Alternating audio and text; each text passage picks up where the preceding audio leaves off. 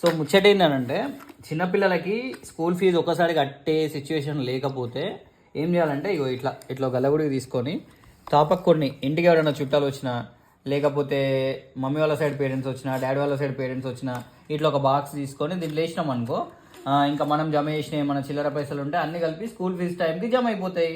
అప్పుడు school fee burden కాదు. తీ బెట్ట ఎన్ని జమ అయినాయో అన్ని తీ, ఒక్కొక్కటి తీసి కిందే అన్ని కిందే అట్లా తీసేసి పెట్టేసి ఒకసారి నేను వేయాలి ఇట్లా. మనకి బాధ అవుతుంది. ఇవన్నీ రూపాయి బిల్లలు ఎక్కడికి రా ఇలా వేసుకుండే. అరే 500 అన్న ఇవి రా కిందికి పోయినాయా నేను ఇచ్చినాయని.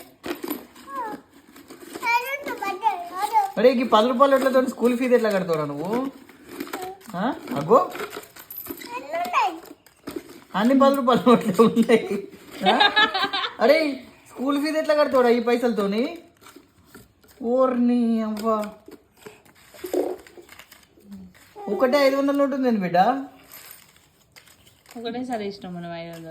సో మిగతా అన్ని ఇంకో డబ్బాలు ఉన్నాయి అన్నమాట. ఇంకో దాంట్లో 3000 అది కూడా ఇస్తా కానీ సరే ఓకే క్లోజ్.